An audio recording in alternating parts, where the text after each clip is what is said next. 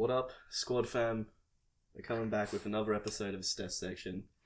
It's been a while since I've recorded, been even longer since I've uploaded.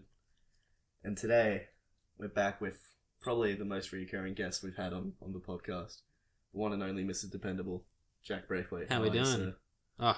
Doing well. How are you? Mate, I'm doing alright. Oh, It feels good to be back in front of a mic.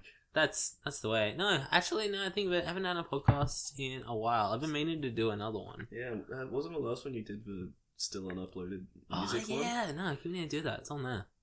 We need to get on that. I kind of want to do what Jake's doing and wait a little bit until I get some proper business, but I will get that one up because that one's done and dusted. This one's, this mic is enough for me for now. Yeah. I'm eventually going to get a GoPro that I can just stick on top and do some video potties. Not a bad idea, I think the one big one I've got in mind is when you, me, and Jake sit down and watch the Oscars again. Record our reactions, live Oscar reactions. That'd be great. Yeah. Oh, I forgot about the Oscars. I'm excited for that. That was so good last year, watching the Oscars. It was a lot of fun. It was a lot of fun. Another big thing we could do is Jake does the top 10 films of the year, which is always a banger. But what if the lads did their own Oscars? The laddies. Oh! Laddies. We came Did up you with, just come up with that right now? yeah. That's great. We come up with our own nominations based off a bunch of selections we all do, and then we'll vote on them together and announce the winners. Okay. The laddies. Yeah. Ooh. I don't mind that one bit. No, that's pretty good. Yeah. Well, yeah, I guess we do that kind of separately to the top 10s. Yeah. Yeah, because top 10, yeah, and there'd be different categories and stuff. Might force us to watch some animated movies. Are there any good animated movies coming I this think year? I've only watched 2, and they're both DC animators. Oh, okay. Actually, wait a second. No, I got my list of movies here. Is there a Pixar movie coming out this year? It should be, right? There's one every year, right? Let's see. Does Lego Batman count as animated? It should, right? Yeah, no, that would be one. Yeah, I didn't see that, but I heard it was quite good. Yu-Gi-Oh! Oh, yeah, Yu-Gi-Oh! I guess that works. If you want to count that. It's animated. Oh, yeah. The Teen Titans movie and Justice League Dark are the Mate, 4 careful. animateds I've seen. Did Justice League Dark come out this year? Yeah. Really? Yeah. Huh. I saw that as well. It was alright. I mean, I hope so. It only came up on Netflix very recently. It did come up on Netflix pretty recently, but I think it might have been out for a while before that. Not positive, let's though. check this real quick. Yeah. Check. Are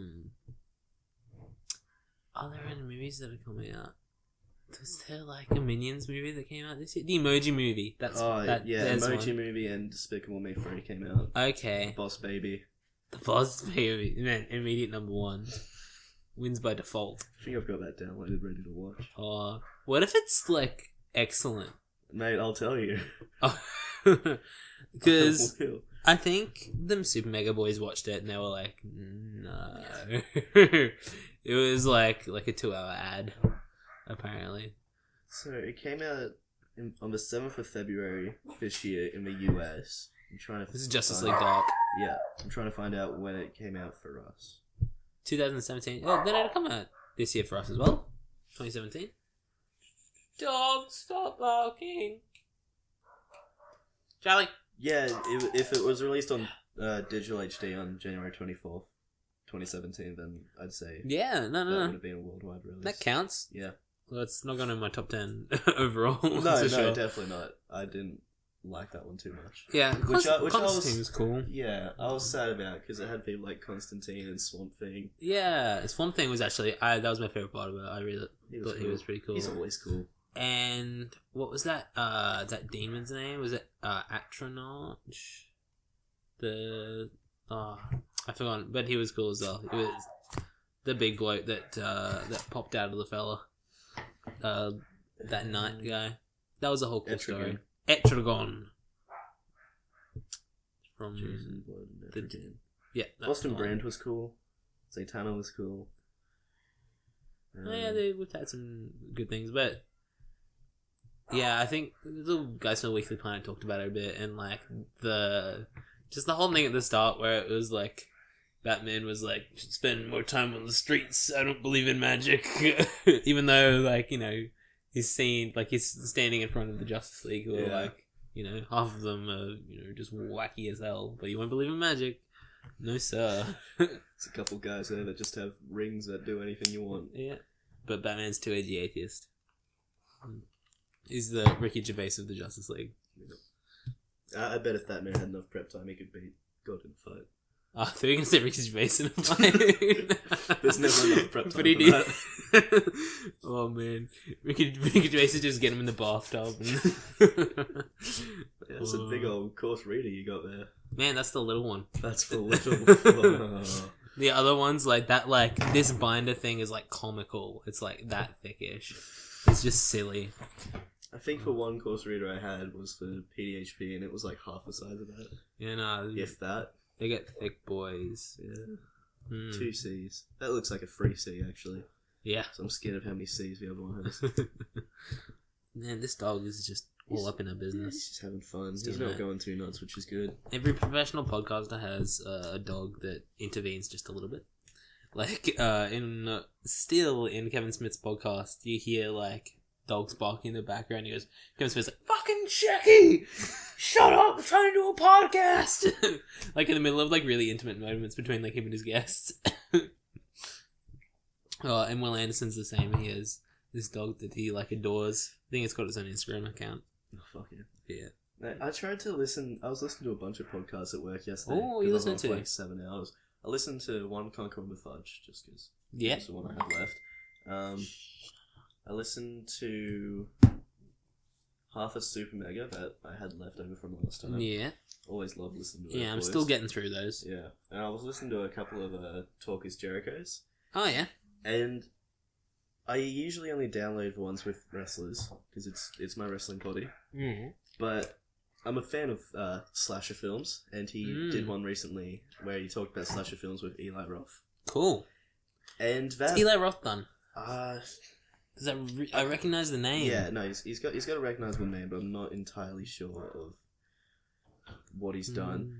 But listening to 24 minutes of that like 2-hour podcast was enough to make me fucking hate him. Wow, you hate He Eli was Roth now. such a douchebag. Oh, that's who Eli Roth. Eli Roth yeah. is is it Tommy Wolowitz? I'm thinking of Bear Jew? yeah, he's the Bear Jew. Yeah. I don't know what he's directed though. I think that was like a little bit anti-Semitic of me. I just gave him Howard's last name from The Big Bang Theory. Tommy. But yeah, no, he was such a fucking douchebag. He looks like a bit of a prick. He would barely let Chris talk, and because he also had Eli Roth's brother on, and one of the editors for one of the films that they've done, and he was asking the editor a question about something, and he got like a sentence in before Eli just took over again. Jesus. Yeah, he's produced lots of horror movies by the looks of it. Which is like, it's not even your vision. I turned it off. I couldn't listen anymore of him. That's a shame. Yeah. I've been listening to some bloody great potties. While I was in China, the censorship was so full on there that the podcast app stopped working. Oh, wow. So I had to branch out, and I downloaded the ABC radio app because that worked. Because I was with Andy, and he, Andy Theo, and he was listening to like Hack, and I was like, oh, how? And it was on the ABC radio app, and I was like, okay, sweet. So I got that. I started listening to a bunch of Dr. Carl. Oh, yeah. He's great, so good to listen to. He's got like 3 or 4 podcasts. And there's the one where people ring up on Triple J and they ask questions and he just answers them off the top of his head. He's that fucking clever. Like 80% of the time he'll know the answer to things. If not, he'll be able to give them something interesting about it. And then there's one called like Great Moments in Science where he just like it's just him bullshitting for 5 or 6 minutes about some rad thing. And then there's Shirtloads of Science where he like gets a bunch of cool scientist people on, like has like a good 40-minute chat with them.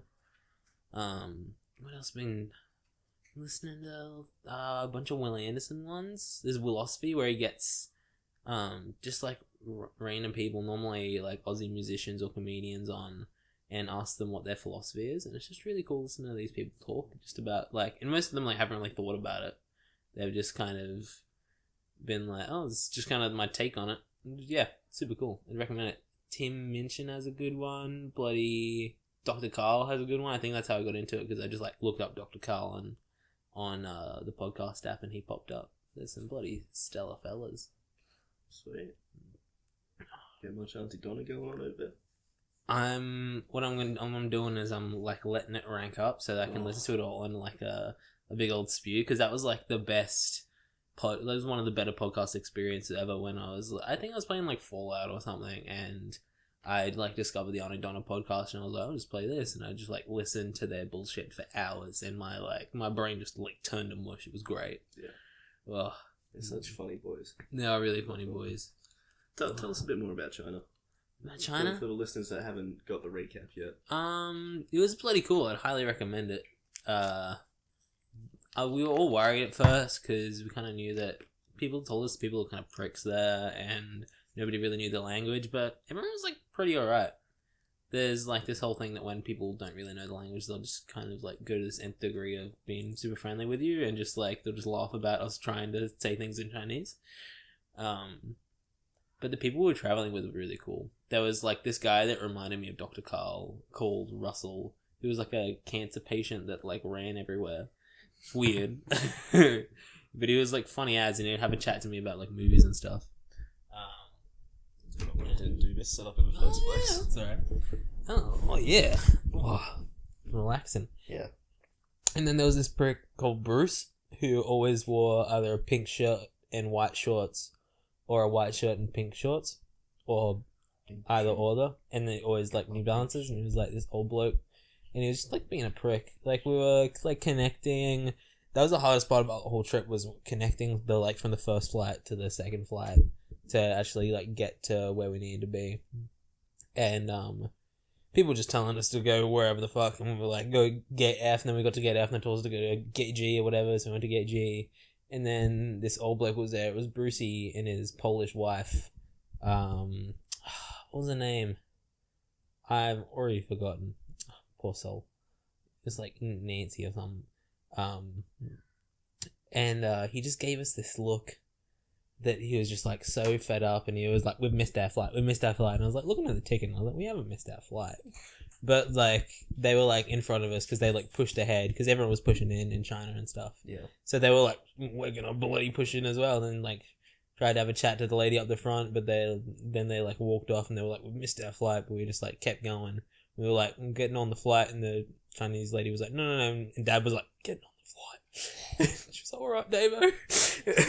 And we bloody popped on, got on our flight. No, Bruce was nowhere to be seen. We didn't see him for like 3 more days.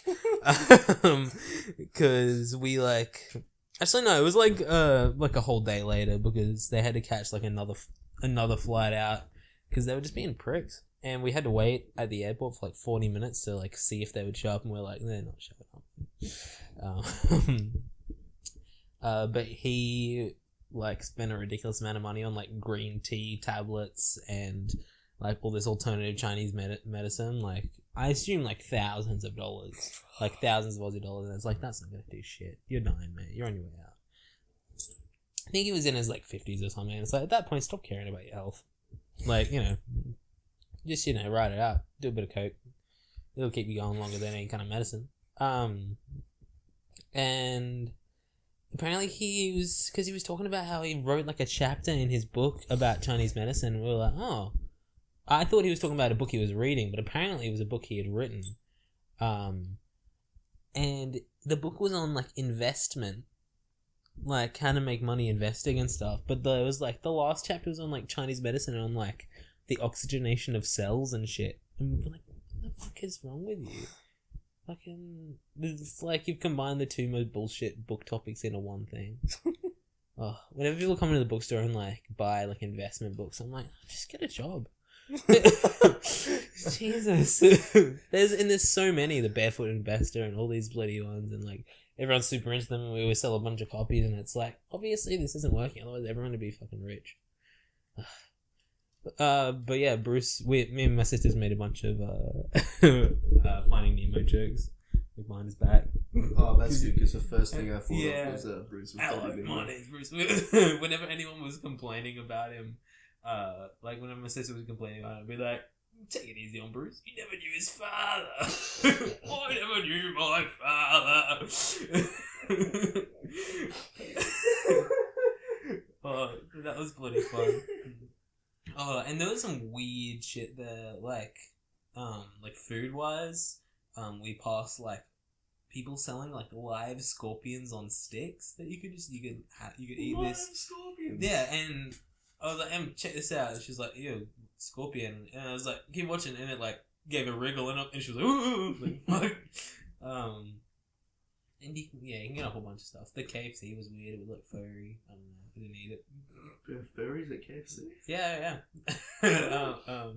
And all the bread was like sugary, which sucked because I'm a big bread boy. Yeah. And not a sugary bread boy. I'm a savory bread boy. I just want to eat my bread. So every morning, the breakfasts were pretty Western. So I'd have like toasted baked beans. Man, how good was the Bet Heinz ad before Kingsford? 2-minute fucking Heinz ad about some dude making all these different sized cans of beans. Great. I saw it again yesterday and I almost cried. This is so beautiful. But how's Melb's? Mate, Melb's was a bloody laugh and a half. It was so good. I bloody got down there, went to my favourite burger place of all time, Betty's Burgers in Concrete. Oh, I didn't know that was a thing. Oh, it's only there, I'm pretty sure. I don't think it's a chain, I just think it's an independent store. And, like, as if the food wasn't perfect enough, like, the service was absolutely outstanding. Because there's people outside the store, passing pamphlets out to people. Mm-hmm. And me and Sam walked in, and some dude was just like, table for two. We're just like, yeah, she's like, would you like to sit at a table or have a bar? We're just like, oh, we don't really mind. So she's like, alright, just walked us over to this little bar area, and we sat down, got myself a double cheeseburger and a concrete chocolate fig shake. Fig shake was out of this world. Absolutely phenomenal. Sam got his food first, and we were talking to the guy who was seating people, because we were sitting right next to the entrance ramp. And he saw my buzzer on the table, and he like just picked it up to put it back, and was like, "Oh, I haven't got my food." And he's like, "Yeah, no, that's fine. I'll get it for you." Oh. And I'm just like, "Oh, alright, yeah, alright, good thanks." And because Melbourne has a large homeless population, some of them aren't right in the head. Some dude stood right into the entrance door and was screaming at everyone in the store because one person parked themselves pretty close to the store. He's just like, "You're all in here, eating your food, and death is on your doorstep." Oh my! And I'm just like, Jesus. Is this what the rest of the week is going to be like? Oh my goodness. And so the dude just walked out and like scared him away. Jess and I had the nicest homeless person encounter when we were in Sydney the other week. We were like walking up this street, and this bloke, he was like pretty hippie-ish. He was like old fella, big beard, kind of. He looked a little bit out of it. He was kind of wandering around. And we were like passing him, and he turns around and he points at Jess, and he points at me and goes, "Cheeky monkey," and then points at Jess and goes, "Gorgeous monkey," and then points back at me and goes, "Lucky monkey." We were like, "Oh, that's cute. Let's walk a little bit faster." Yeah. This conversation is perfect right as it is. I don't want to go into anything else. Yes. Yeah, so after I went back to the hotel room, I introduced Sam to one of my favourite YouTube groups right now, Sugar Pine 7. And we were just watching one of their best of, and the first one just starts off with a line that made Sam immediately lose it. He didn't laugh as hard as anything else because nothing could top that. Where the main guy just called one of his friends a malformed lobster. It was... It wasn't the part I found funniest even slightly, but that just, started him off on that. It was just perfect. And then there was a clip of one dude, because they joke about vaping a lot. Yeah. They joke about it so much they've accidentally got themselves addicted to it. Oh, nice. Like fidget spinners. Yeah. And after some dude was just, going, "You vapped it? You vapped?" to like a cat for a few minutes. that ended up just being a constant between me and Sam throughout the week. We just go to each other. You bet it. You bet. And later that night, I was just like, oh, we should probably get some sleep. We gotta go early because we were heading to a sports bar to watch the big boxing match between McGregor and Mayweather the next day. I wonder if it was on TGIF. That would have been good. That would have been really nice. But yeah, it was like 3 o'clock. I was like, oh, we should probably get some sleep. We gotta be there before 11, otherwise our booking's gone. And we ended up just kept joking about the vape shit for another hour. And the way our apartment was set up was you walk in, to your right there's the entrance to the bathroom. There's a nice little bathroom. Got the job done. To your left there's this little kitchen area. And then you walk straight forward, and at the end of like the hallway area, I guess, there's the lounge room. And there's this great big hole in the wall where that leads into my room. But next to the wall, so like, pretend that's like about twice the width. I'm pointing to Jack's door frame here. That pointed right to my bed. Oh. But the wall here is curved a bit more, and then there's a door that you open to get into my room. Oh, what? Yeah, so there's a door, and then there's just this giant gateway. What? What the? And the best part is, just next to the door to my room, there's another little bit of wall, and then there's the door to Sam's room. Because I only got that apartment because Sam was just like, oh yeah, no, I'm just going to sleep on the couch because I'm going to be there for a few nights. And I'm just like, okay, no worries. They ended up putting the bed in there for him. Oh, damn. Yeah, and I was happy about that. Because the lounge wasn't comfortable in the slightest. But right in between mine and Sam's room, there was a window. Oh, that's odd. And it was a window that had like those wooden slabs that point down. So I kind of like that. Oh, yeah. Yeah, but brown. And so we just opened it up and just, talk to each other through this little window between our rooms. And halfway through our little 3 a.m. vape joke sesh, I picked up a lamp that was next to my thing, opened the window because I was both pitch black, turned the lamp on while it was just pointed under my chin and go, it was a right laugh. So yeah, then we went to the sports bar the next day. That flight was pretty fun. Sam wasn't too into it at first, like, he was just going because I was. But by the end of it, he was just like, no, that was really good. It was pretty entertaining. Fun stuff. Yeah, and then we went bowling, because, I love my bowling. Yeah. I'm a big fan of bowling. And that place looked the best fucking bowling place I've ever seen in my life. Like, there were massive pins just hanging from the ceiling and all that. Ooh. And you could order drinks and stuff on your console that you have at your lane. That's pretty cool. Yeah, and food and everything. It was just, it was really well set up. It was at the Crown where we went briefly. Yeah. Because they have like their version of the time zone downstairs, and then right next to that's the bowling alley. Did not see that. No, it's you know how there was that that parking area where people would turn into like get dropped off, whatever. Then there was like a street, and then another big building. Oh, okay. Is that if you walk on like the right side of that street, it'll take you into the time zone area. There you go. Yeah, it was a lot of fun. I won the jackpot on Space Invaders. Oh, very well done. 500 tickets. Oh, killing it. Didn't get anything good, but it's a dang shame. Yeah, it makes a lot of money. Yeah, then we went back. Sam cooked a steak Diane. Oh yeah. Like, whew.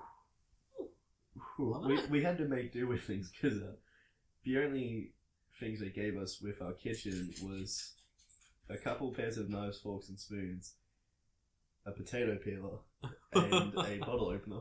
No other cooking utensils. So we just had to like mash potatoes with a fork, just really slowly. You gotta eat the potatoes raw, but at least you can have them peeled. Yeah.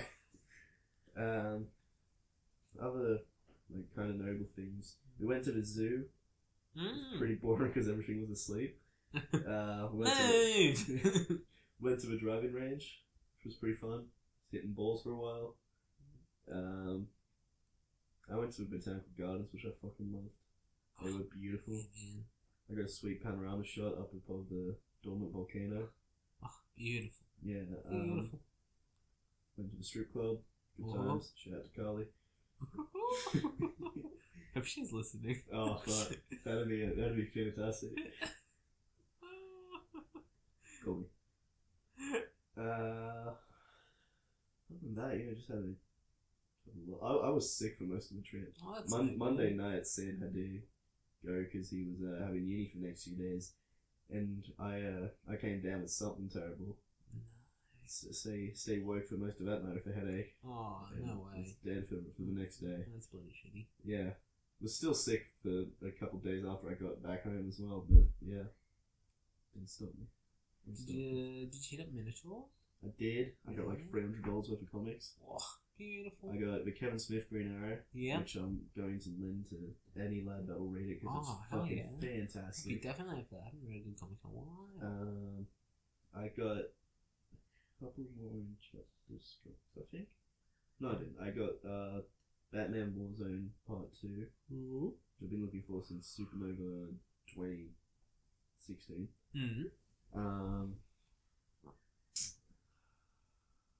What else? Okay. I got 2 omnibus volumes of the Asterix and Obelix comic series from a kid. What? Yeah, they were selling all of those for some reason. Yeah, it was really good. Good on it. I got a Inhumans comic. Oh, yeah. A couple of other good stuff. I got the Brightest Day series. It's like a Green Lantern Justice League focus series. I thought it was the first part, but that Blackest Night is, so I'm gonna get that before I dive in. Oh. That didn't make sense. It's in Brightest Day and Blackest Night. Or is it in Blackest Day and Brightest Night? Oh, it is, yeah. Brightest Sorry. Day and Blackest Night. No evil shall escape our light. Yeah.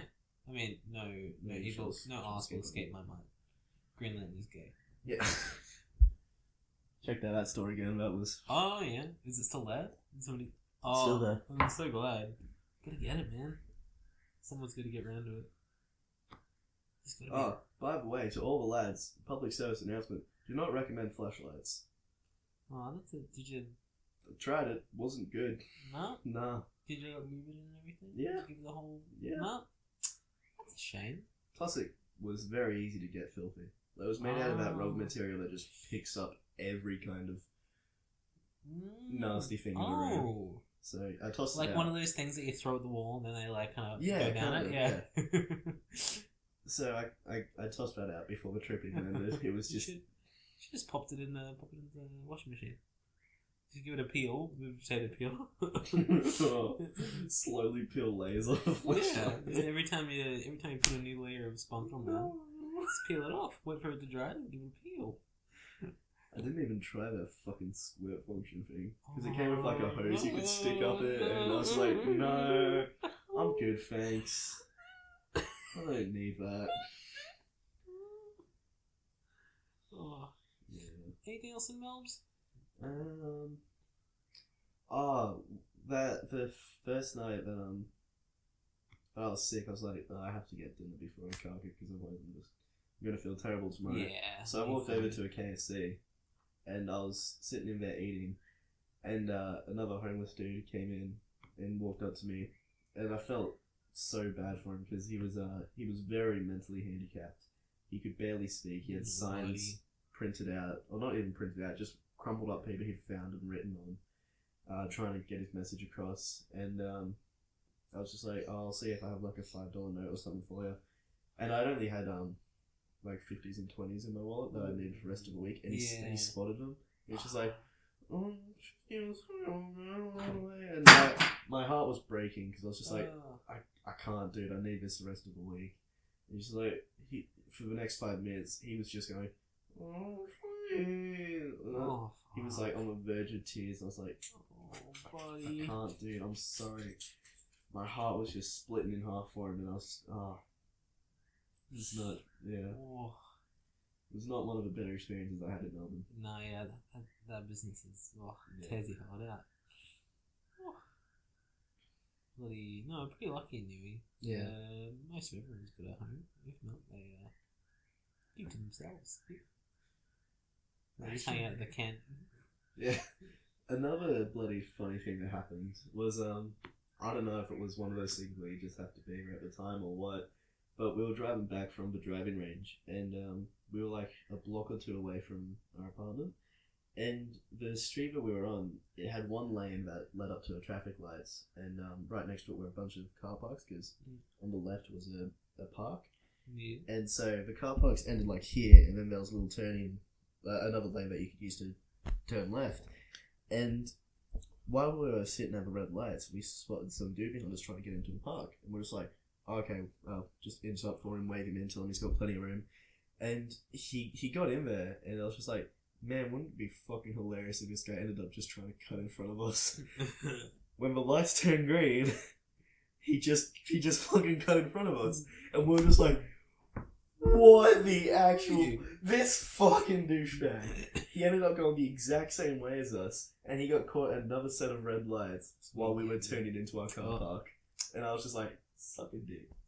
Suck a dick. We weren't even mad. We were just laughing at the fact that this guy was so desperate to get one car space ahead. So that's all we got. He went from directly behind us to directly in front of us. There's someone to be. His pregnant wife was in the back. I mean, he wasn't heading to any hospital. He was heading to his own. Oh. He was getting her away. Right. The hospitals want to take the babies out. Keep them in. Yeah. So what's been going on since you got back? Just uni, catching up on everything. Driving when I can, preparing for the test. Is that tomorrow? Surely is. Oh, you got it. I believe in you. Working at bloody Jesmo. Getting all that out of the way. Watching plenty of, movies like 3 times? Yeah. So Beguiled, that was good. I'd recommend it, maybe not at the movies. I think it's out of movies. Yeah, it is, yeah. Oh, you might still be able to see it at Balluru. Oh, yeah. That's where I saw it. Man, I'd recommend Balluru. It's so good. Really? It's $8 for a ticket. Like a large popcorn's like $5. It's really good. And it's like a comfy little cinema. Sweet. It's cute. And you get to hang out with the oldies. Have a giggle with them. Yeah. Get to hear their opinion on it, because they'll always tell you. Oh. Yeah, that's a genuinely good cinema. What else we got on the agenda, Stephen? Hey, talk to us about the cult something. Mother. Yeah, Mother was... I didn't think I would, dislike it. I thought maybe I, wouldn't enjoy it lots, because it's not often that I don't enjoy a movie. Even the worst... I was going to say that the worst movie of the year was going to be Sandy Wexler, but I actually, I enjoyed that to a certain extent. It just wasn't a well-done movie. This was, a kind of well-done movie in the sense that, it made me feel things and all that, but it was nothing but gross things. Just a disgusting movie. I remember seeing, after it had been out for, a couple days, there was, a trailer released with all of the, reviews popping up in it, and there was, 10 5-star reviews, from everyone, and one of the reviews said, people will hate this. Some people will hate this movie, and I was like, that's an odd thing to put up, but my goodness, it was absolutely right. I fucking hated that movie, and I don't give a shit about spoiling anything, because I don't want anyone to see it. I don't plan to. Yeah, no, but spoiler alert if you do want to see it, but I wouldn't recommend it. It's not a nice movie. But a baby gets eaten in it, and that's not okay. I don't think that's okay to put in a movie. That can really distress people. I don't even have a kid, and that I was like, no, that was a lost straw. Even though I just didn't care about the movie anymore at that point, but that made me care a little bit about that movie, but not in a good way. And there's no likable characters in it. Everyone's either a prick or a whiny bitch, or what's his name? Yeah, he was good. The bald guy in it as well, Ed Harris. Ed Harris was pretty good in it. Everyone it was just an exercise in, let's say it was an exercise in distress, and just everyone was being a prick in it. And then Jake said, if that's how I feel about that, I won't like Requiem for a Dream either, and I'm glad that he's told me that. And I don't even know if I'd like the Black Swan, because it doesn't look like there's anything nice in that either. Maybe it's just, I think it's just me, and I just like a nice, homely, kind of personal movie. Even if the movie's weird, it's still nice if it's there's at least a likable character. Yeah. Oh. I feel like Only the most pretentious of moviegoers will like Mother. It's like the Rick and Morty of the film community. Let's not go that far. No, I actually enjoy Rick and Morty. Yeah. Yeah, I couldn't tell you what I compare it to. I might compare it to Gone Girl, but like, I could probably enjoy Gone Girl in the right mindset, but that's just one of those movies where it hit a bit too hard, kind of for the opposite, because I like Ben. At the time, it was like Ben Affleck was just like too real, so it made me uncomfortable watching him in this terrible situation. Whereas this, like, nothing felt real. The characters were not believable in the slightest. Nobody acts like that. It was silly. What did Haney think of it? She hated it. She was so excited for it, and she thought it was terrible. They put both of us in a sour mood, and we were like, we can't let that movie ruin our day. Ugh. And I told her, I was like, you gotta be prepared for it to be shit, because you did this with Beguiled. She was like so excited for the Beguiled, and I thought it was quite good, but because it wasn't the best movie in the world, she was upset. So that's what happens. But yeah, no, I wouldn't see it again. I'm glad I saw it though. No, I'm not. I wish I hadn't. Change your mind. This is awful quick. Yeah. Change my mind as well. Quick 180. Yeah. Remember what you were talking about? Yeah. Not good. Kingsman though. Kingsman. I really enjoyed That it. was so fucking good. I'll pop it like on my scene list, I think. Yeah. I'm not sure if it makes the list. But it's still really good. Better than, what do you reckon? Better than Mother. Better than War Machine, but not as good as Kong Skull Island. I'd say I enjoyed Kingsman more than Kong. That's fair. I really like Kong. Kong was really good. I think it's one of the few movies I've watched a second time this year. Oh, cool. I haven't seen it a second time. It holds up. Nice. But Kingsman, man, that was excellent. I'm so glad I went to see that. Shout out to fucking Elton John. Oh man, no, he was the best part, easily. So And that's tricky as well, because there were lots of good things in the movie. Bloody Channing Tatum dancing. Jeff Bridges sniffing about. Jeff Bridges wasn't even acting in that movie. He was just hanging out. He was just being Jeff Bridges.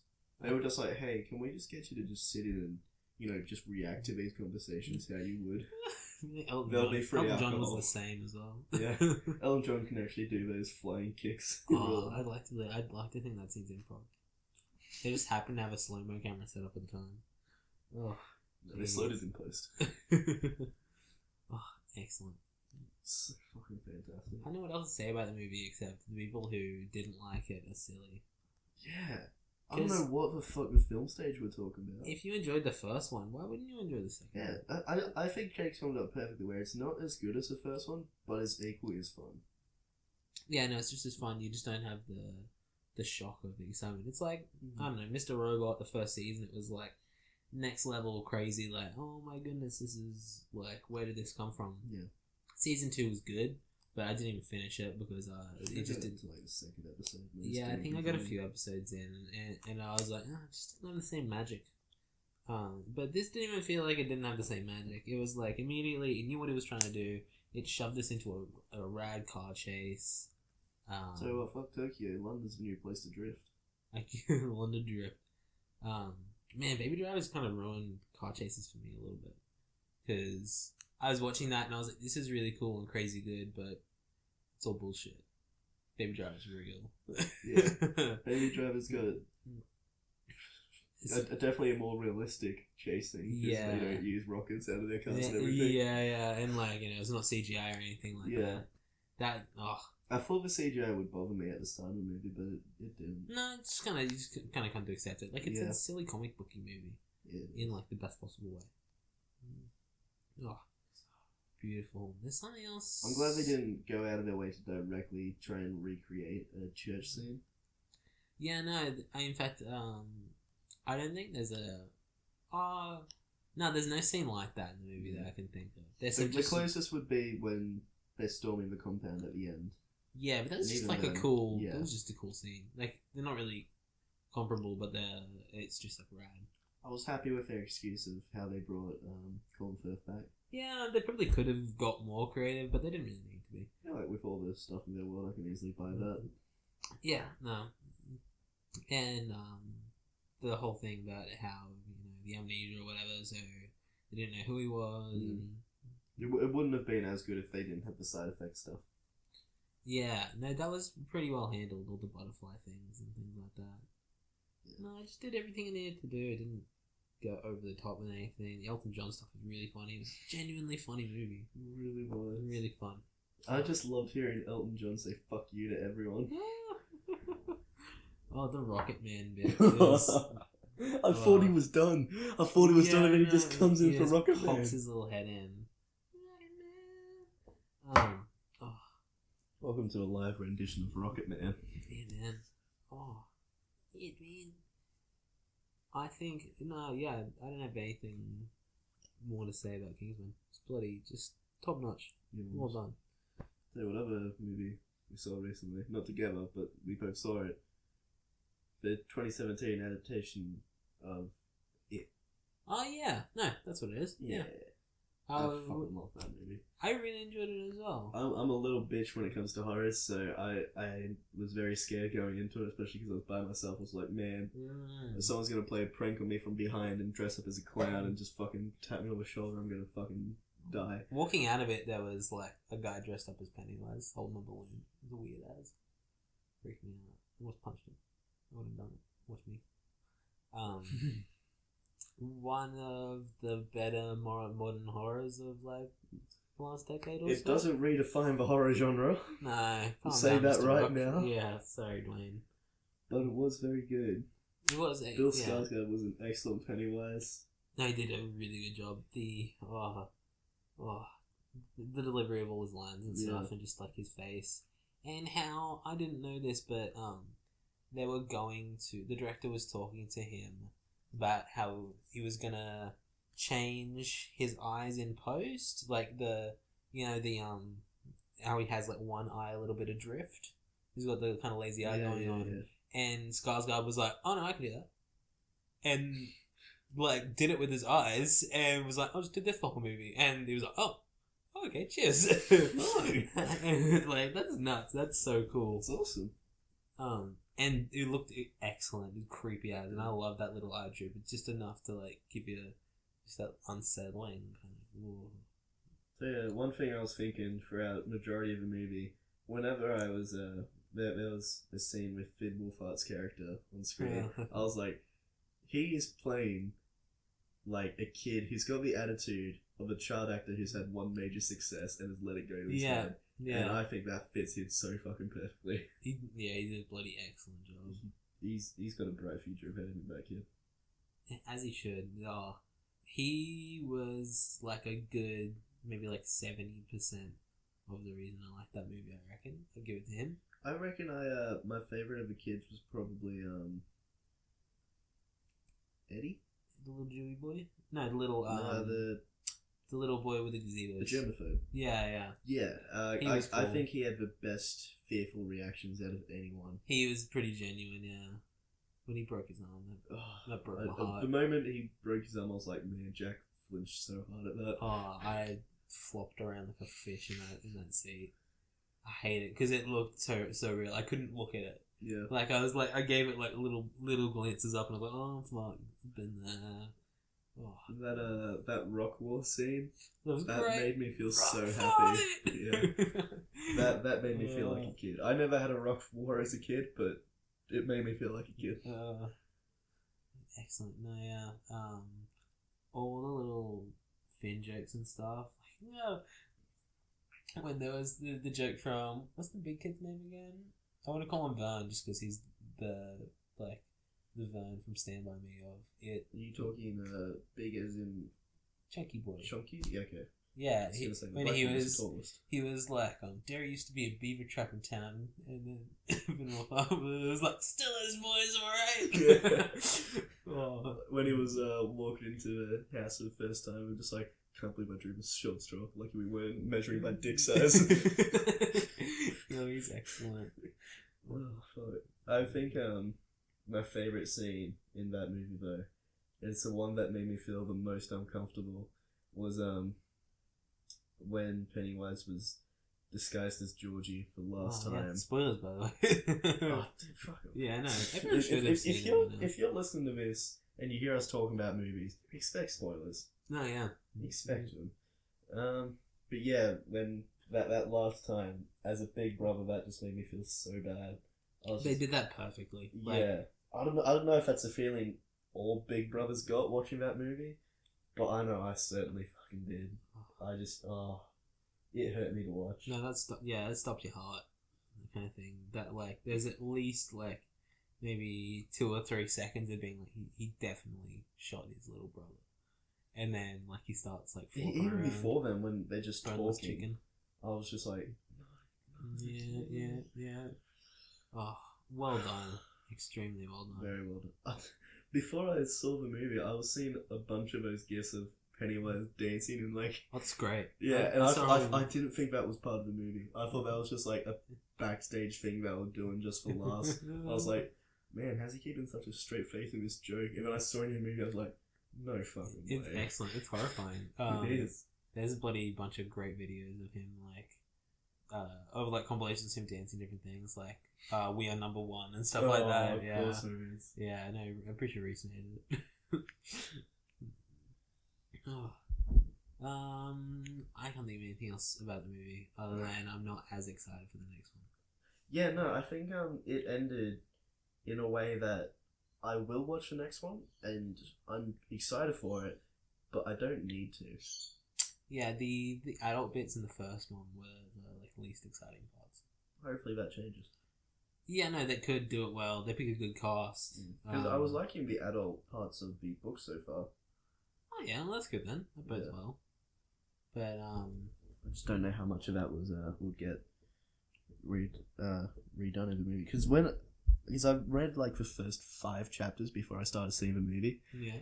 And after the first scene, with Georgie in the boat, that because the book starts off at the same scene, it moves on to the adults parts for a bit, and when it didn't, I was just like, man, how fucking different is this going to be from the book? But then, you know, I saw the chapter 1 thing, I was like, I see it, I like it. Yeah.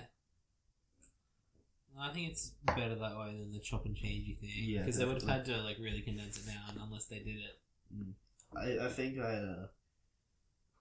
I looked at my ticket at the ending time of it. I looked at the time on my phone. I was just like, "You're not gonna do any adult bits now. There's surely not enough time." Yeah. Which I'm glad about.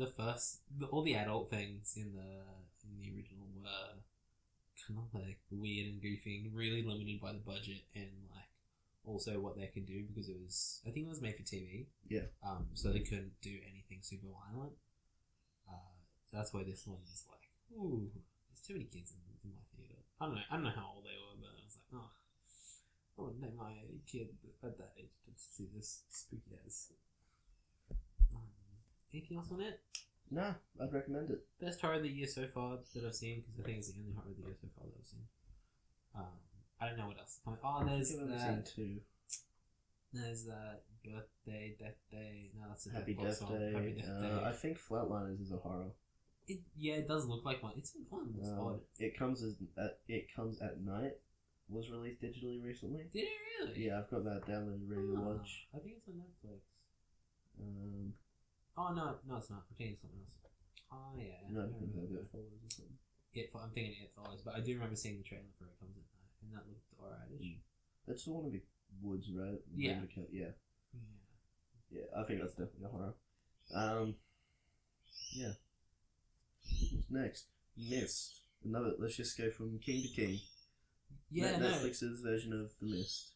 I haven't read the novella, but I think, I think the novella like kind of gives the kind of essence of what The Mist is gonna be about, and then this kind of took it and just like ran with it and just made a whole bunch of stories kind of around it. Yeah. I'm not positive though, but they've handled it pretty well, and it does feel pretty weird and Stephen King-y. Like, I feel like we shouldn't spoil this one because I think we're the only 2 people who've seen it. Yeah, and considering it's a very recent Netflix arrival. Yeah. I'd recommend it though. There's a lot of great scenes in it. Especially some points in the mist itself. And the characters... Characters are really good. Yeah, I know they're, like, a little bit complicated. I went back and forth between, like... I don't think there's any character that I was set on. At no point... not for the entire movie did I feel the same way about any character, except for maybe the mum and the kid. I never really liked those guys. But the rest, I was kind of going back and forth and being like, oh. I was very pitiful of certain characters because I predicted things that had happened later in the show. I didn't. I was like pretty blank slated. So because I'd done that and because of stuff that happened later on, I was just like, this poor person. But I imagine the budget wasn't huge, but some of the CGI stuff looks a little odd. But I don't think it didn't bother me that it was like that looks a little bit fake because it still looked gross. Kind of like it kind of felt like classic horror-ish in that sense that it was kind of a bit like it looked a little low budgety at times because some of the stuff they had to do was like crazy, and it had lots of Walking Dead feeling moments. It did. Like season 1 Walking Dead as well. Made me want to watch Walking Dead again. Except maybe just like the first 2 seasons. Go for it. Yeah, no, actually I did enjoy... Where's the third one end? Is it end with the cannibals?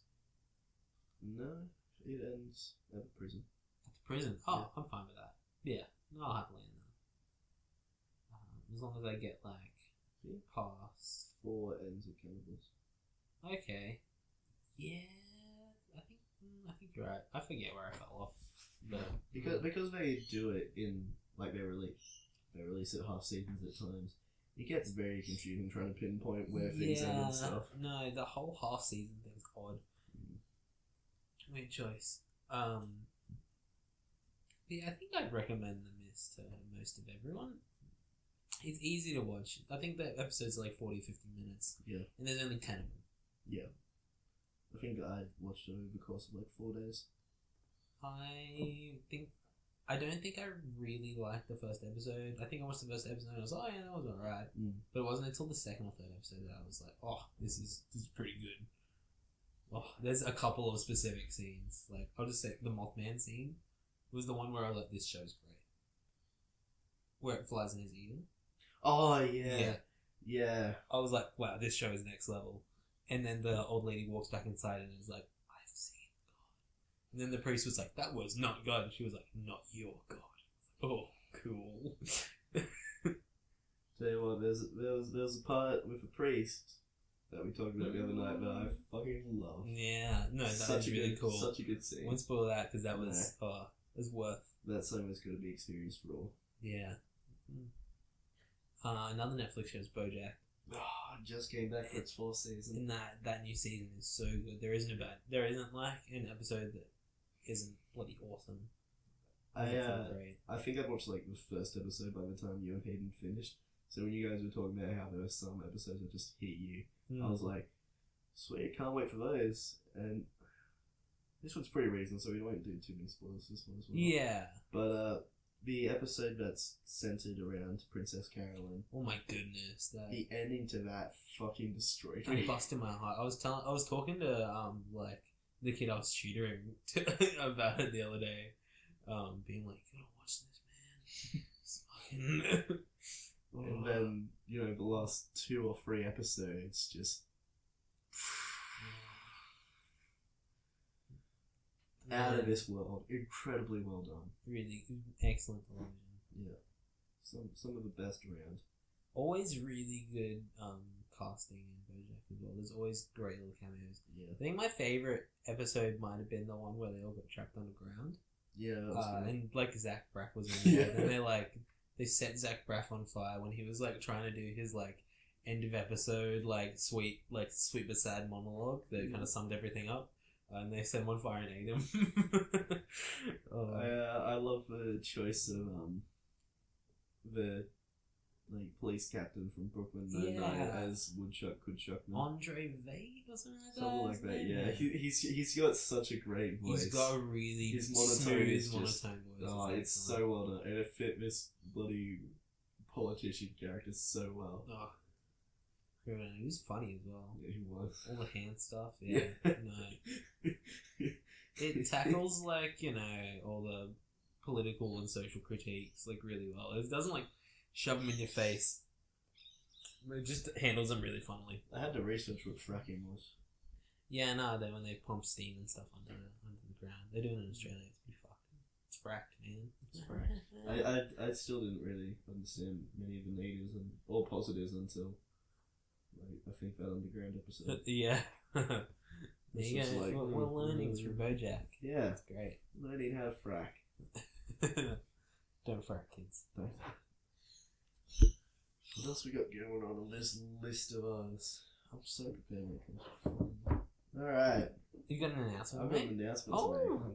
So, over the last few weeks, I've been trying to write a short story. Oh, lovely. I don't even know if it's technically considered a short story because do short stories have chapters? Yeah, maybe. Or am I thinking of like novellas? Yeah, maybe novellas. Yeah, basically, I'm trying to write a small book, not too big. I'd say novella then. Novella.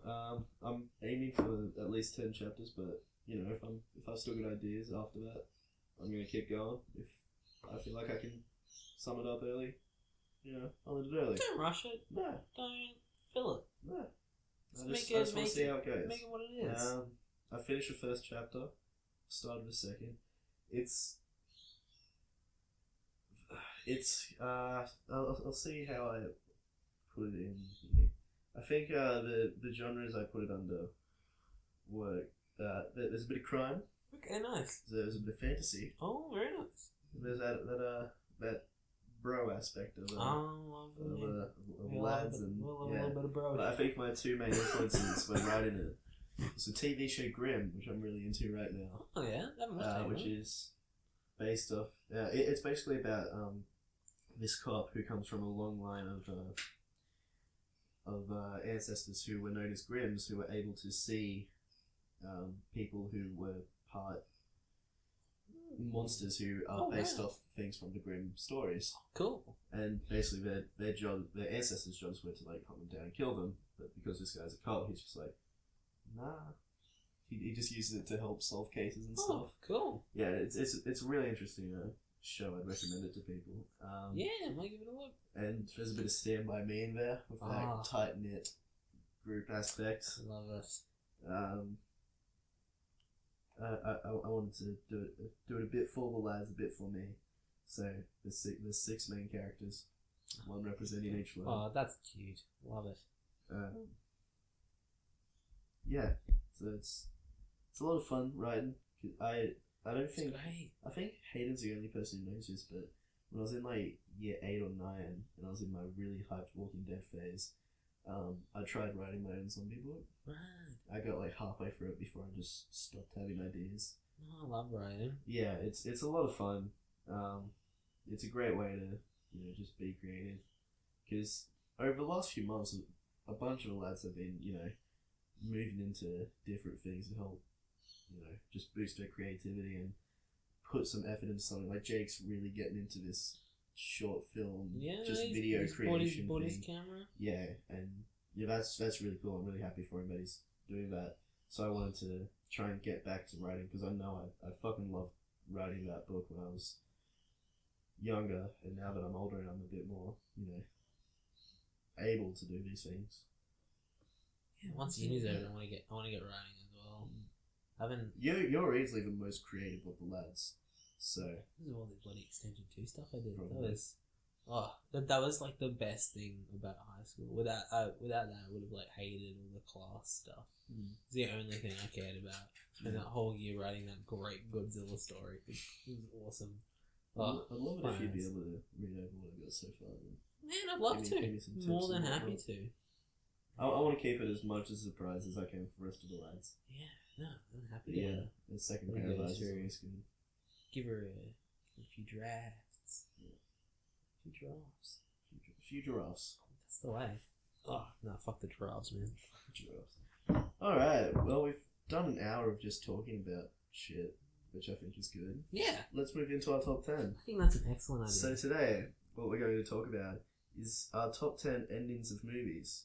And I didn't really put like a definition as to the ending where it's like the final scene or the final act or whatever. You know. You know when you're talking about the ending of a movie. So, would you like to go first, my friend? Yeah, I'll check out my honorable mentions first. I've got The Prestige, because that's like one of the best twists in a movie ever, but it's not particularly the ending. And if like, I'm not putting it in the actual list because if there was a best twists one, it would be like 1 or 2. It's like full on. I love The Prestige. Xavier loves The Prestige. I think any of the lads who've seen it love it. I don't know anyone who didn't like it. I haven't seen it.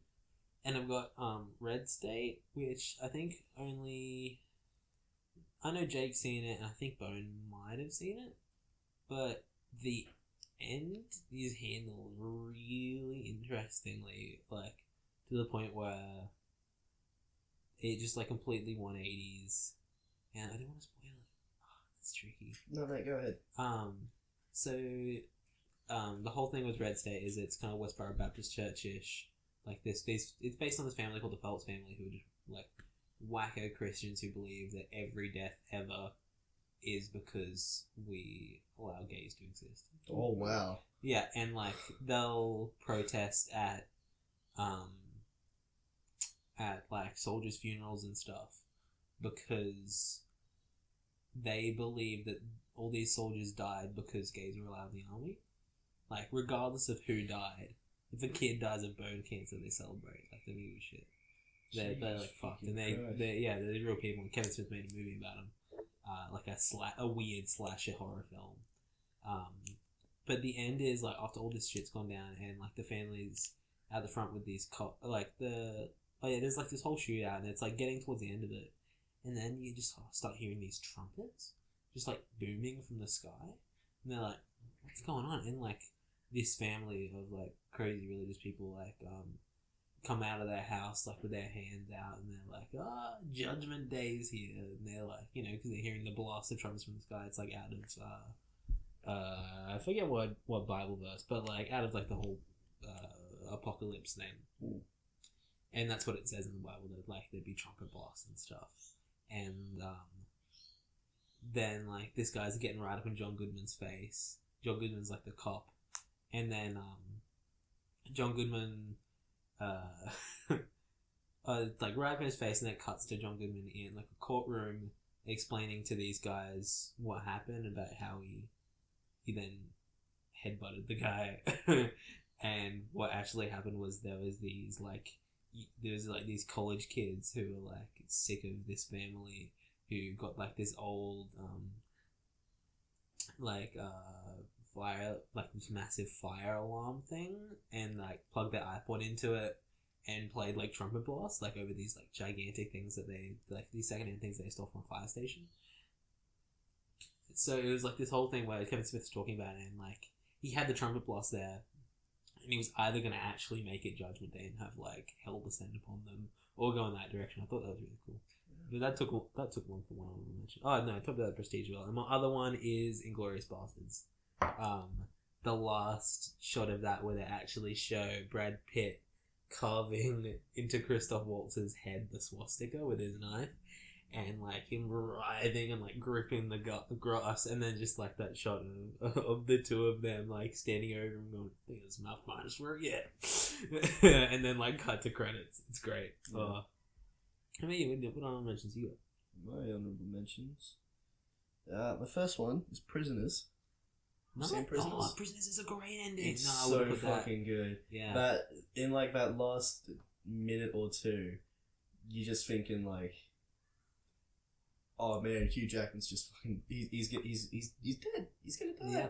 And then like the last 30 seconds of the film, it's just him, you know, trying to make noise. And then it's Gyllenhaal, right? Yeah. Yeah, Gyllenhaal just hearing it, and then it cuts to credits as he's walking over to the spot where Hugh Jackman's being buried by this insane lady. So good. It's I love that movie. Second one, something I've only watched recently, Shawshank. Oh, Shawshank's good again. Yeah, it was a nice happy ending. It's a really nice movie. I'm basically just counting the entire, like, from Morgan Freeman getting released up until the credits. It's just a whole feel good act. Yeah. It's a pretty feel good movie just by like the prison rape and stuff. Yeah. Yeah. And the dude getting shot. Oh yeah, and the guy who hanged himself. That's the like woof. Yeah. And the last honorable mention is definitely Hell's Part 1. It ends with the whole Malfoy house escapades, and then they'll be dying. Oh yeah, no, it was brutal. Yeah. I guess, in retrospect, that was probably the best way they could have ended that first part. I mean, if you split the book in half, they did a good job of ending it with a bloody hit. Oh, and then the last shot is it Dumbledore's grave? Yeah, cracking? It's Voldemort taking the Elder Wand. Yeah, no, that is a cool ending. Yeah, just leaning over him and just like, chills. Yeah. Oof. Should we hit it with a 10? I think we should. My 10 is The Secret Life of Walter Mitty, which I think might be my number 10 in my top 100 movies as well. It was something like that, 10 or 9 or 11 or something. But the ending's just really, it's so feel good. Because like this whole movie is about Walter Mitty works for Time magazine, and this Sean Penn's character, Sean something or other, is like this awesome like wildlife explorer photographer guy, and he sends these like negatives, and one of them is supposed to be the last photo like for the cover of the last issue of Time magazine, and Walter Mitty can't find it. Like he can't find it anywhere, and like he like the whole story is him like traveling like because he's like never done anything in his life. He's just kind of stayed in one town or whatever. And this movie like is him like going on these wild crazy adventures, like looking for the Sean guy to like ask him where the negative is, and then like right at the end he like finds it. It was I won't spoil where it was and all that kind of thing, but it's in his heart all along. Kind of. Oh shit! Really? No. Sean Penn like put it inside his heart. But it's like this beautiful photo of Walter Mitty. Even him and Sean had like never met before. Like Walter Mitty like came up to him, like it was like crouching behind like a fountain or whatever, and like I know it's just this perfectly put together movie, and I think the last photo he called it like the quintessence of time or something like that. It was beautiful. Oh, it was Ben Stiller, my favorite Ben Stiller thing. Anything he's done, it was so good. Oh, what about your number 10? My number 10, Rogue One, a Star Wars story. Oh man, that last act is excellent. Yeah, going into it, unless your name is Reese Harrison, you knew how that movie was going to end. Like that's a good point. Yeah, even though everyone knew it, still had it had a massive impact. That whole last act of I can't remember the name of the planet, but all the characters from the bloody Suicide Team just slowly going out one by one. Death Star hitting the planet. Wait, no. Yeah? Did the Death Star shoot the planet? I believe they shot a planet at some point. I think I shot a little bit of it. I know they were looking at an explosion in the distance coming again. I feel like it was. No, because I'm pretty sure everyone died. Yeah. And then it cuts to almost the start of A New Hope. And we got to see Darth Vader absolutely fucking destroy. No, that was a great ending. That whole Darth Vader thing was cool. The entire row that we were sitting in got giddy. Yeah. Just got so happy by seeing Darth Vader go absolutely ham. And it was a talking point for so long. Still is, kind of. But, fuck. Choking on your aspirations line. Man, Darth Vader making a pun. I was happy with it. It was a great movie. I'm happy for the Star Wars stories. So keep going like that. Yeah. No, I'm excited for the new one. Should be good. The next one's Han, isn't it? Is it? Not the movie coming out this year, but the next Star Wars story. The one up. Oh, yeah. I believe so, yeah. Yeah. And then either Jango or Obi-Wan. Or Boba or Obi-Wan. I don't know, one of the Fets. I want the Jar Jar movie. And then I like a Qui-Gon movie. And then the Jabba the Hutt movie. That too. And then the C-3PO movie. It's picking up. Is this picking up anything? Oh, Hello? If it was, it definitely is. Hello? Okay, it's slightly picking up. Not too much. Hit you with my number 9. Yeah, do it. It's my favourite movie of all time.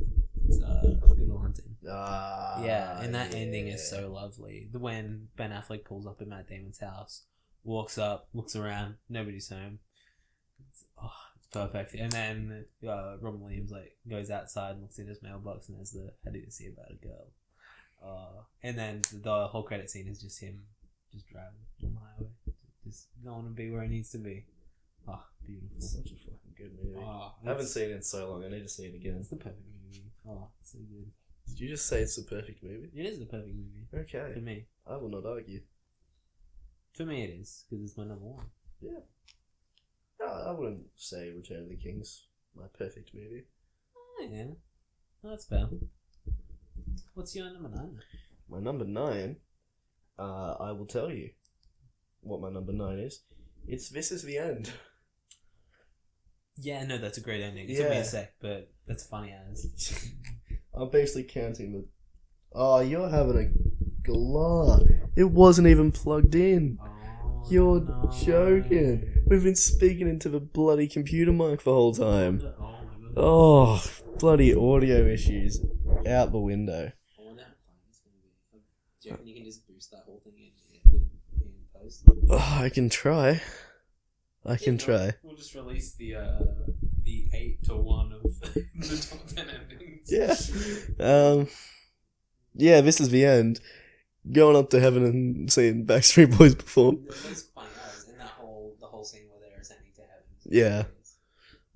The beam of heavenly light cuts Satan's dick in half. That's funny. They're such talented boys. They're very funny. I feel like that was probably the big, really tough disaster. Oh, dude. It's gonna be good. Dude.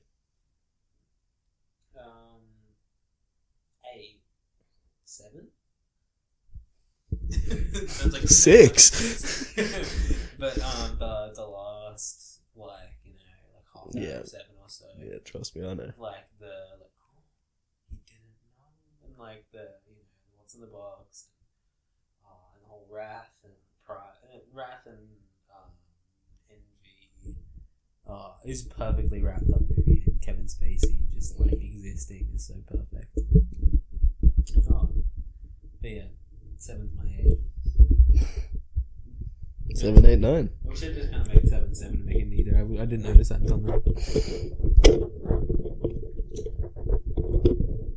How's that mic going for you? Man, I don't even know.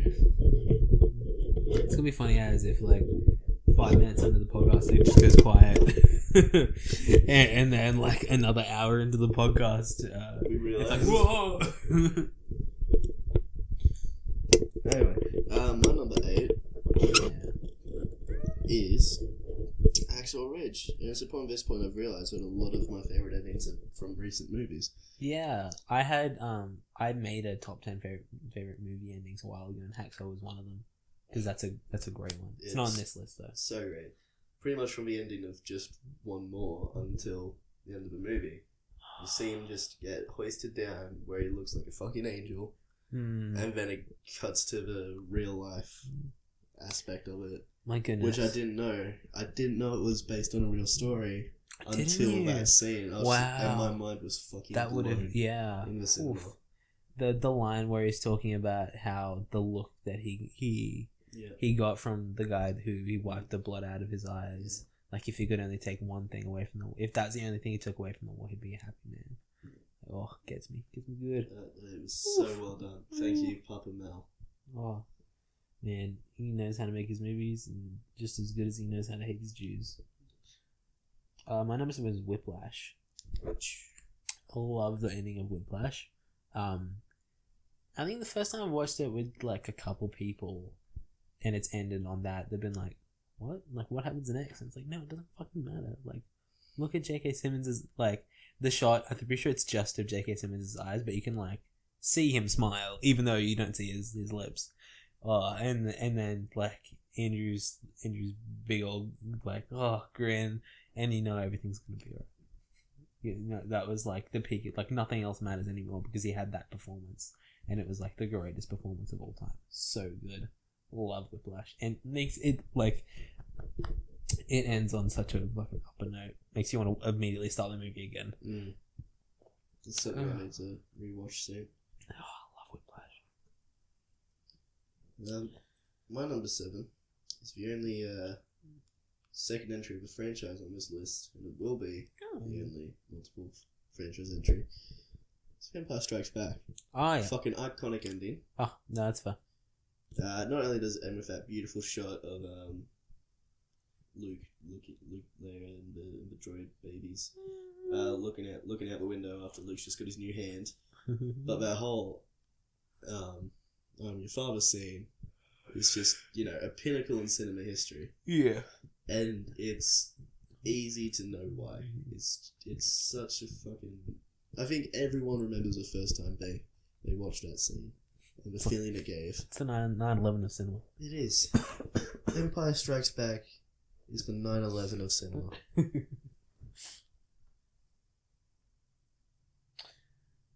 Anything else on that? The 9/11 of cinema. Yeah, there we are. Good stuff. Up to number 6. My number 6 is a movie. There's like an ending that's all about endings. It's Secret Window. There's like the line from it that's the only thing that matters is the ending. It's the most important part of the story, the ending. And this one, it's very good. This one's perfect. And then there's the whole I know I could do it, Todd Downey said, button down on that last steaming corner view from the bowl. I know in time her death will be a mystery, even to me. And that like pans down through the corn crops into the dirt.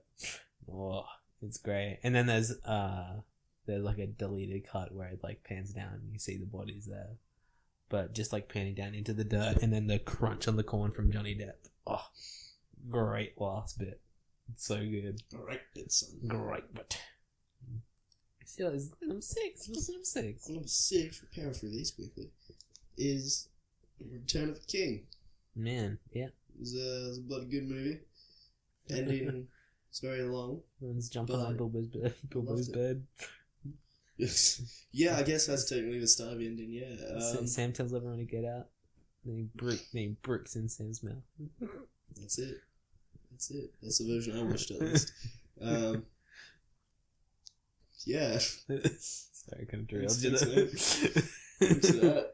I don't even know how to start anymore. That's not the actual ending. That's not the last scene, though, is it? No, Where everything's like super saturated. After Frodo rapes. Oh, rapes? After Frodo rapes him, wakes back up in Rivendell. There's a shot of Aragorn becoming king. Oh, that's right. That's nice. And then all his friends and people he's met over the journey are all bowing to him, recognizing that he's the king. And then the hobbits go, and he's like, "No, you guys, you bow for no one." And everyone bowed down to the 4 hobbits, and I was just like, "That is nice, mate. If that's not beautiful, the next few scenes are where they go back to their town, and they're kitted out in like this royal gear, riding in on horses, and all the fucking like peasant hobbits were all just like, "Where the fuck have they been?" And goes to Sam getting his family together, like, creating a family, and then like the proper ending is Bilbo and Frodo getting on this boat that sails to a land only people who have wielded the ring can go. It's where they should go when it's their time. It ends with Bilbo saying, "I think I'm ready for another adventure." That's nice. It's really beautiful, and in the books, like, I know that's not what I'm talking about. But, yeah, the book ending. It continues on a bit because Sam also wielded the ring. So after his family all passed, he decided to get on the boat and go see his friend again. And I thought that was beautiful. That's nice. In the book, didn't Hobbiton burn down? Yeah. So they in the book at the start of Return of the King, Saruman didn't die. He escaped, and when they get back to Hobbiton, they realize he's taken over the place. Yeah. And there's a scene in Fellowship of the Ring where Frodo sees a vision of everyone, like all the hobbits in chains and the whole place being burnt down. But yeah, it doesn't happen, and a lot of people were pretty mad about that. But yeah, Oh, it's nice to be. the movie was pretty fucking long enough. Yeah, no, they didn't need to do that. No. Oh, good ending. Yeah.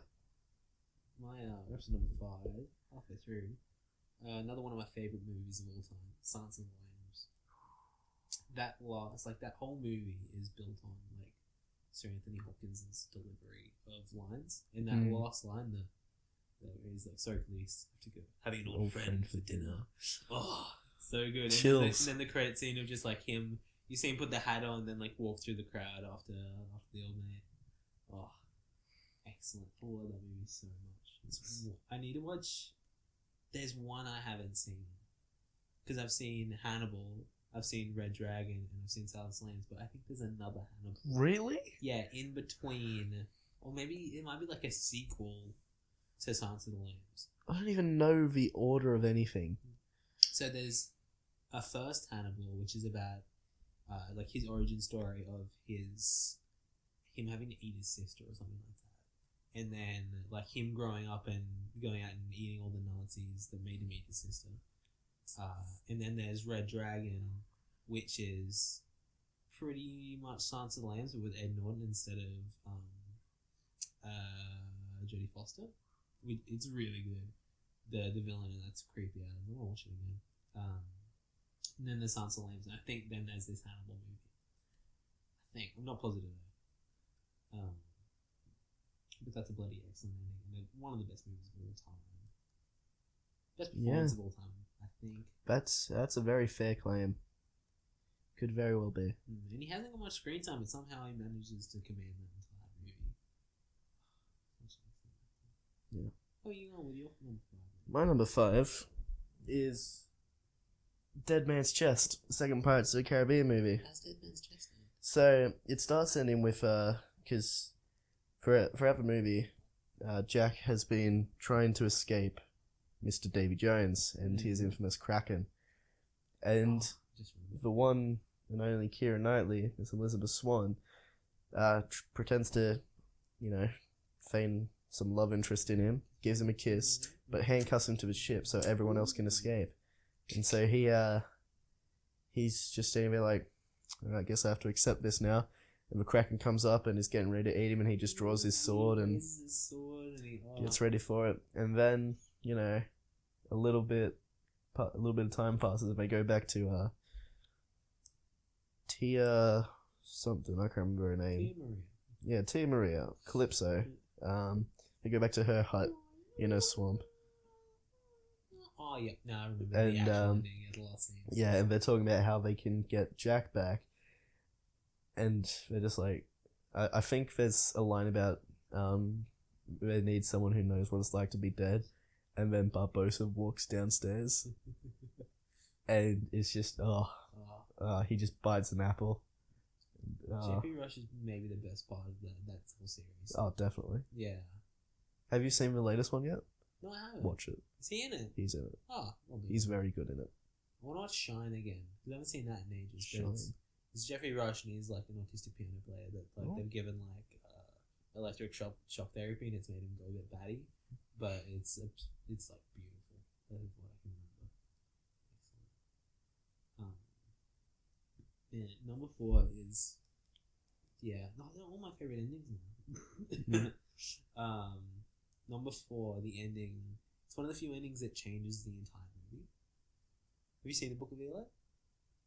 I haven't. I won't spoil it. Okay. I won't do it. You've got to watch the Book of Eli. Alright. Xavier, I think, is the one who agrees with me most on this. So this is like one of the best movies ever, and the ending like makes the movie go from like a 7 or an 8 to a 10. Like just this last scene. I want to talk about it, but I can't because you really need to watch it. I'm not sure if it's on Netflix, but regardless, get on it. The Book of Eli, Denzel Washington and Mila Kunis, and Michael Gambon is in it, and the tall lady from That's Hagrid's made. Fucking Michael Gambon in Kingsman. Oh yeah, that was great as well. It was like little roles. He had a great little bit. And one of the best parts about Book of Eli is Gary Oldman's the bad guy, and he does such a good What a job. cast. So good, excellent cast. Highly recommend. Ending excellent. Alright. I'm not going to talk about my number 4 too much because it's already been spoken about. Silence of the Lambs. Oh, beauty. No. Always get some chills when I hear I'm having an old friend for dinner. I'm just like, oh, it's so fucking well done. It's so good. You wax lyrical about the one-liners in that movie from Anthony Hopkins. It's so good. Top 10 best one-liners from Silence of the Lambs. Let's go. Oh man. Oh.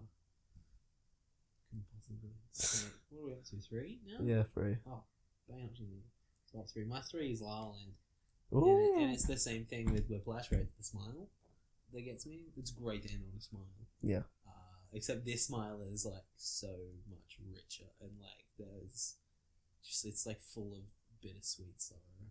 Oh, it's gorgeous. Like that whole montage of everything that could have been, and like where it could have gone with that, and just that last smile is like as she's leaving the club, the jazz club, and like he looks up from the piano.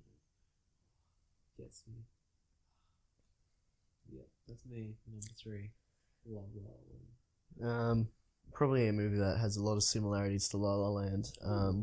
My number 3 is the first Saw movie. Mamma mia. Yeah, the first Saw movie. First Saw movie. Yeah, very similar to La La Land in the fact that they are both movies Oh, yes, of course. with endings. That's I appreciate. the first Saw ends with the two people have tried to get out of their bloody thing, and I haven't seen it in a while, so I might butcher this ending, but whatever his name is, John, no, whatever the bald guy's name is, the killer man. Yeah. He's pretended to be dead on the ground the entire time. Yeah, that's a great ending. Yeah, and the guy's just like cut off his ankle or something to escape, and he's like crawling, and he just like gets up with the gun, looks at him, walks out, closes the door, and he's just screaming at him, just like, oh fuck. It's genius. It's so it's good. Really cool. It's so good. Yeah, because I didn't expect it. I didn't think I did either. No. He's And just the dead guy. I love seeing I think it was Saw 3 or Saw 4, where they show him getting ready for that, and he's like putting all his makeup on in the mirror in the room. That's great. Like getting the blood ready. My favorite Saw ending is Saw 2, when his son was in a safe. Because there's the line earlier where your son is in a safe and secure place, but he's in a safe. I think secure place. Saw 3 also Genius. ends very well because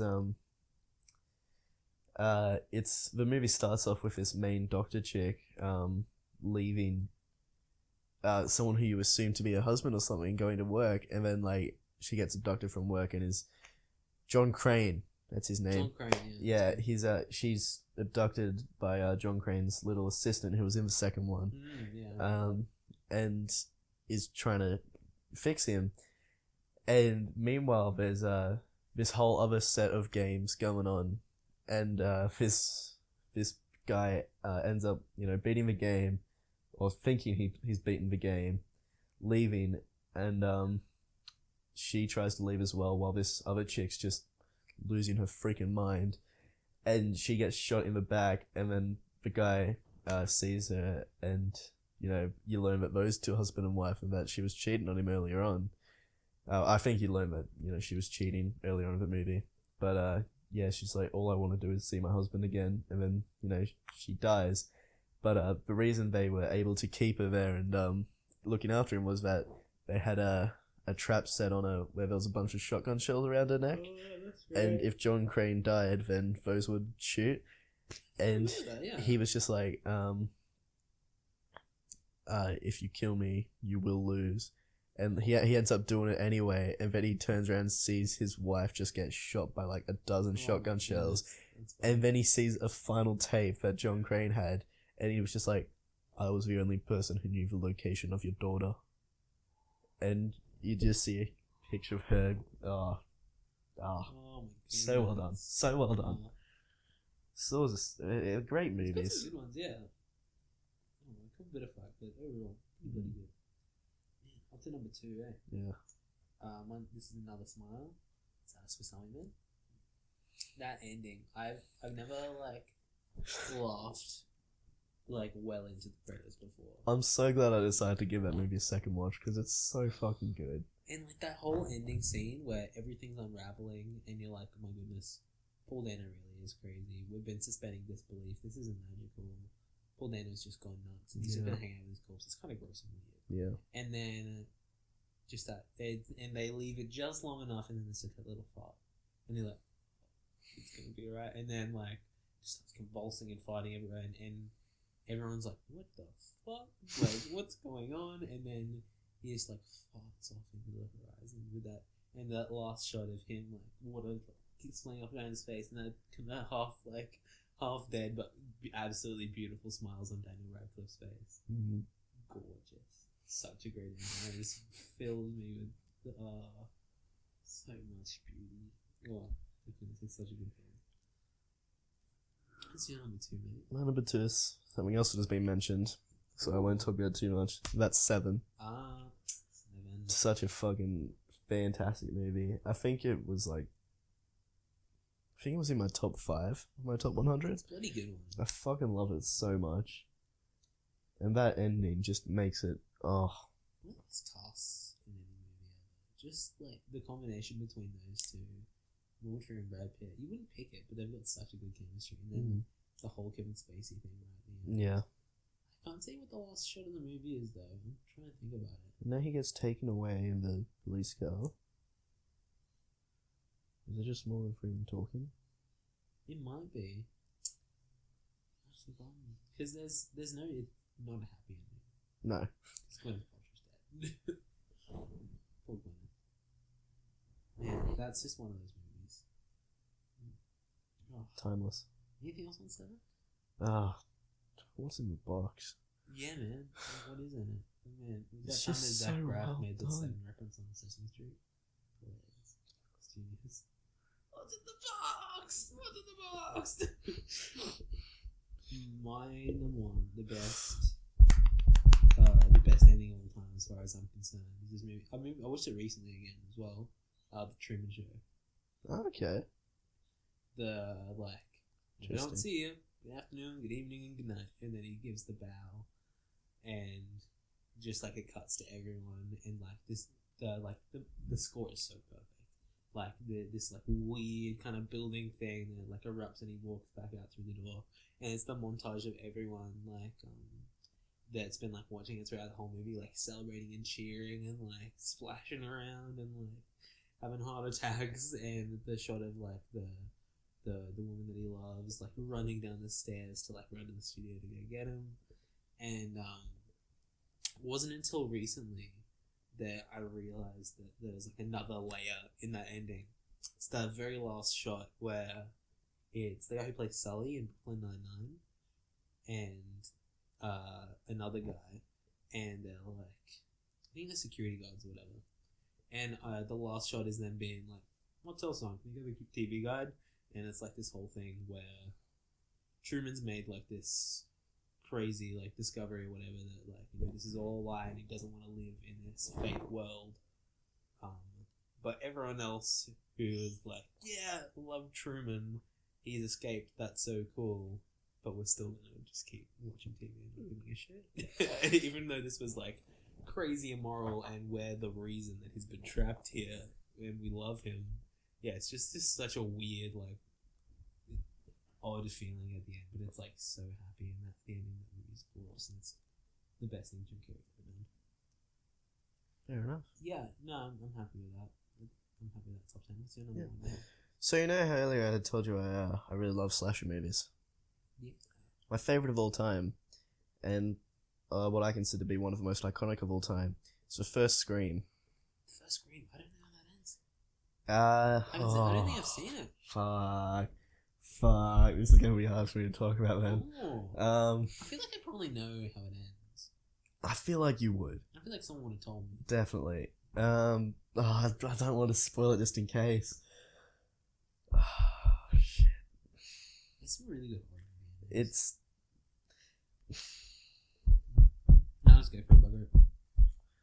so early on in the movie, this girl who's been terrorized the entire time, her boyfriend was taken in because she accused him of being the killer, and he was cleared because like the killer either called or made another murder while he was in police custody. So just like it wasn't him. Yeah. And at the end of the movie, he's acting all weird because they're at a house party, and a couple of her friends get murdered. Like one gets murdered in a garage door, and it's fucking so well done. I loved it.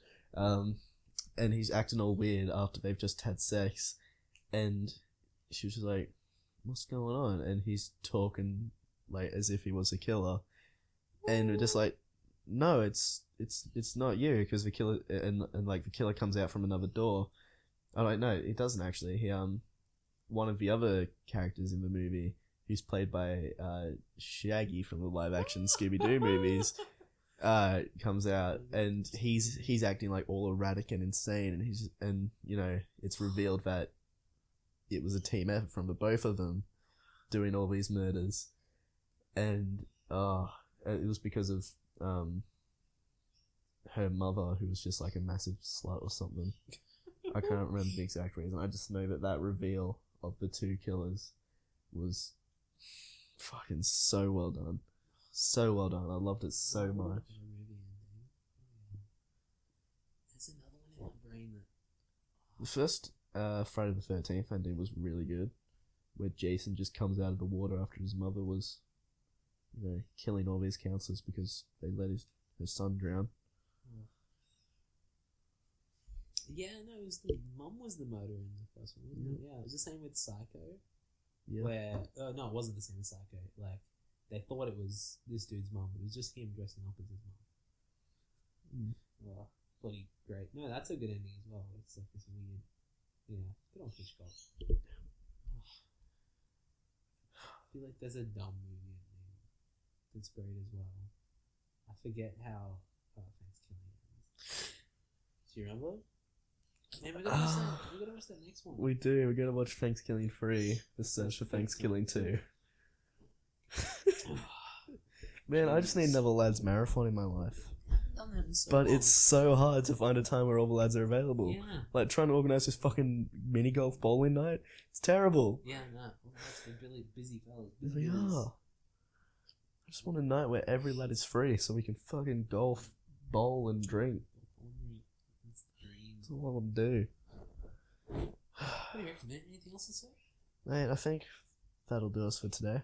Yeah, I might go for a cheeky little drive. Prepare for tomorrow morning. That's a smart decision.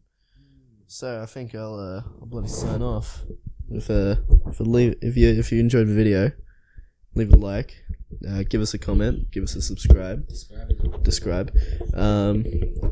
Check out Talking Smack with Jack. It took me a while to remember the name of it. Hey, good one. Yeah, alright. And stay tuned for more Steph Section. Absolutely.